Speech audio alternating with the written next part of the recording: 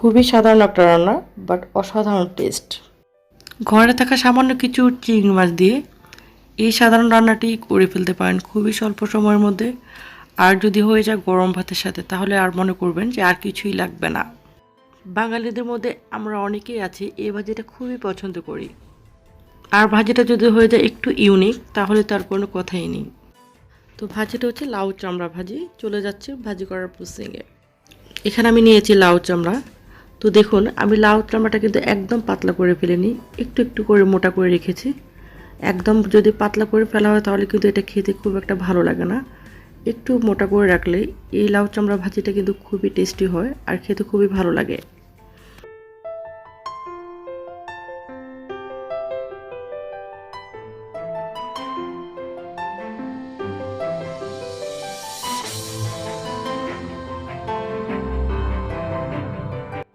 আমি সবগুলো লাউ চামড়া কেটে নিয়েছি, একদম আলু ভাজির মতো কুচি কুচি করে কেটে নিয়েছি। তারপর এখানে নিয়েছি আলু। এখন এই আলুকে একদম আবার লাউ চামড়া ঠিক যেভাবে কেটেছি ঠিক ওরকম করে কুচি কুচি করে কেটে নিব।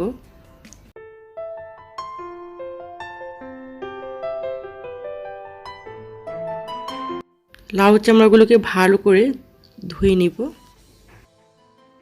আর যে আলু কুচি করে নিয়েছি, আলুটাকে খুব ভালো করে পানি দিয়ে ধুয়ে নিতে হবে। তো আমার লাউ চামড়ার আলু কুচি ভালো করে আমি ধুয়ে নিয়েছি। তারপর চলে যাচ্ছি নেক্সট প্রসেসিংয়ে। এখানে আমি কিছু চিংড়ি মাছ ভালো করে ধুয়ে নিয়েছি আর দিয়ে দিয়েছি সামান্য একটু লবণ আর 1/3 স্পুন হলুদ, 1/3 স্পুন মরিচের গুঁড়ো। এখন আমি এগুলোকে ভালো করে মিক্সড করে নিব। তো আমার মিক্সড করা শেষ। এখন আমি চলে যাচ্ছি নেক্সট প্রসেসিংয়ে। এখানে আমি একটা কড়াইতে তেল দিয়েছি পরিমাণ মতো তেল দিয়ে এখন আমি চিংড়ি মাছগুলোকে একটু ভেজে নিব। 1 থেকে 1.5 মিনিটের মতো করে ভেজে নিব। চিংড়ি মাছ কিন্তু হতে বেশি সময় লাগে না, খুব স্বল্প সময়ের মধ্যে হয়ে যায়। তো আমার চিংড়ি মাছ ভাজা শেষ। পর চলে যাচ্ছি নেক্সট প্রসেসিংয়ে। তারপর এখানে একটা ফ্রাই প্যানে আমি কিছুটা পরিমাণ তেল দিয়ে নিয়েছি। তেল দিয়ে তারপর দিয়ে দিব পেঁয়াজ কুচি। তারপর এখানে দিয়ে দিব কাঁচামরিচ, প্রায় 8-10টার মতো কাঁচামরিচ আমি মাঝখান থেকে কেটে দিয়েছি। দিয়ে তারপর সামান্য একটু নেড়ে তারপর আমি দিয়ে দিব আমি যে ধুয়ে রেখেছিলাম যে লাউ চামড়া দিয়ে দিব। তারপরে দিয়ে দিব আলু। এগুলোকে দিয়ে সামান্য একটু নেড়ে নিব। নেড়ে তারপর আমি দিয়ে দিব, তারপর এখানে দিয়ে দিব 1/2 টিস্পুনের মতো লবণ।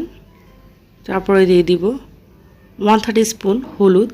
হলুদটা কিন্তু এই ভাজিটা বেশি দিবেন না, কারণ বেশি যদি দেওয়া হয় তাহলে কিন্তু এই ভাজিটার কালারটা খুব একটা সুন্দর আসে না। আর হলুদটা একটু পরিমাণে একটু কম দিলে কালারটা কিন্তু খুবই সুন্দর আসে। তো এখন আমি চুলাটাকে একদম ফাস্টে একদম হাই হিটে 1 থেকে 2 মিনিটের মতো রাখবো। রেখে এটাকে চুলাটাকে মিডিয়ামে রেখে তারপর এটাকে কুক করতে হবে। কুক করে দেখুন আমার কিন্তু এটা অনেকটা কমে গিয়েছে, ভাজিটা কিন্তু অনেকটা কমে গিয়েছে। দেখুন ভাজিটা কিন্তু আমার প্রায় শেষ পর্যায়ের দিকে। এখন আমি দিয়ে দিব একটা হাঁসের ডিম।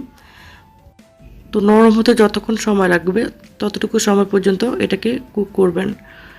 এখন এখানে আমি দিয়েছি একটা হাঁসের ডিম। আপনারা চাইলে অন্য যে কোনো ডিম দিতে পারেন, ফার্মের মুরগির ডিম বা মুরগির ডিম। তবে আমার কাছে যেটা মনে হয় একদম দেশি হাঁসের ডিম দিলে এটার টেস্টটা কিন্তু খুবই ভালো আসে। আমি এখানে যেহেতু কিছু চিংড়ি মাছ দিব তাই আমি একটা ডিম দিয়েছি। আপনারা যদি শুধু চিংড়ি মাছ দিয়ে করেন তাহলে শুধু চিংড়ি মাছ দিয়ে করতে পারেন। আর যদি চিংড়ি মাছ না দেন তাহলে কিন্তু ডিমটা একটু বেশি বাড়িয়ে দিতে পারেন। বেশি বাড়িয়ে একটা জায়গায় দুটো দিলে টেস্টটা কিন্তু আরও বেশি ভালো আসবে।